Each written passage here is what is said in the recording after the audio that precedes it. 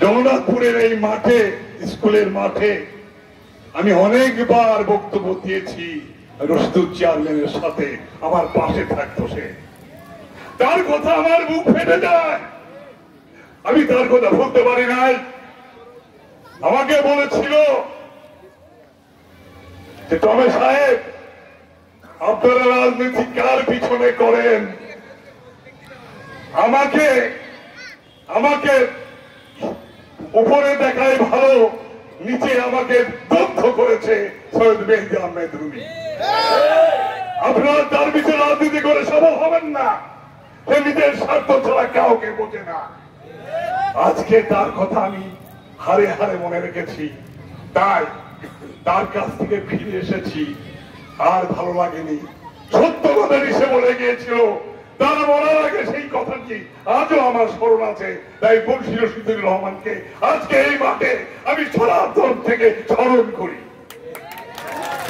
আজকে আমাদের সামনে দুটি কথা, যারা বসে আছে স্টেজের ভিতরে, স্টেজের সামনে, আপনারা বলেন তো, যারা আজকে আনসার পরামানিকের পিছিয়ে আছে, আনসার পরামানিকের সাথে আছে, তারা কি কোনো খুন করেছে? তারা রাহাজানি করেছে? তারা মিথ্যে কথা বলে? তারা চোর না। আজ যারা দুর্দিনের সাথী না, ওই পালায় বেড়াইছে। আমি দেখেছি যে আমার জাকারিয়া মিলন সহ কুমারখালীতে আরো সব নেতা নিয়ে ওই মিছিল করেছে, পুলিশের দাবর খেয়েছে। আমরা রাতে ঘুমাতে পারিনি, পুলিশ দিয়ে আমাদেরকে রাতে টর্চারিং করেছে, আমাদের জেল খাটিয়েছে 13-14টা করে কেস প্রত্যেকটি নেতার বিরুদ্ধে। কারা করেছে এগুলো আমরা জানি। এই জগন্নাথপুরের কারা জেল খেটেছে, কারা 13-14টা করে কেস দিয়েছে, তাদেরকে চিনি। তারা এখন আর নাই, সব পাঠিয়েছে। আজকে একটি কথা বলতে চাই, এই জগন্নাথপুরকে কেন আমরা এত ভালোবাসি। শহীদ প্রেসিডেন্ট জিয়াউর রহমানের সাথে আমি নিজেও কুদাল ধরেছিলাম, সেই দিন আমার মনে আছে। এখানে হাসিমপুরে মাটি কাটতে এসেছিল খালের কাছে, এই এখানে আমি তাদের হাঁটতে পারিনি। হাসিমপুরের বাদে আমার কষ্ট হয় যে তারেক জিয়ার সাথে একই মঞ্চে উঠেছিলাম এই জায়গাতেই। আজকে সেই জন্য এই মাটি এত ধন্য। এই জন্য আমি আমার নেতা আনসার পরামানিককে বলবো যে রশিদুল সাহেব এই মাটি থেকে মৃত্যুবরণ করেছে, শহীদ হয়েছে, সেই দায়িত্ব আপনাকে নিতে হবে, যাতে সেই লোকগুলা কোনোদিন ওই রশিদুলের চিন্তা না করতে পারে। তারপরে অন্তত যারা ভালোবাসতো তারা যেন আপনার হাত ধরে আপনাকে ভালোবাসতে পারে, সেই দোয়া করি আমি। আরো বলবো, পরিশেষে আপনারা একবার সুযোগ দেন আমার পরামানিক সাহেবকে, একবার দেখেন। নিজের জন্য সে আর কোনো চিন্তা করে না। আল্লাহ তাকে অভাব রাখিনি।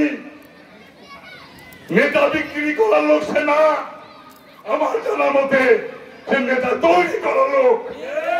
তাই আমি বলবো, ইনশাল্লাহ এতটি ধানের শীষের নমিনেশন নিয়ে আমরা নিয়ে আসবো, নিয়ে এসে আপনাদের সামনে হাজির হই। আপনারা এক দেখে এই আনসার পরামানিককে এমপি বানিয়ে ওই সংসদে পাঠিয়ে দেবেন। পরিশেষে সবাইকে ধন্যবাদ জানিয়ে বলবো,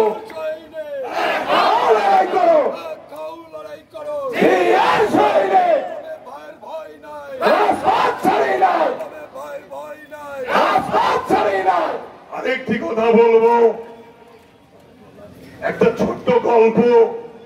একটা স্কুলে এক মাস্টার এসে বলছে, বলতো ওই আগে কেজি ছিল না, পুয়া পুয়া বলতে, কয় পুয়া একশন।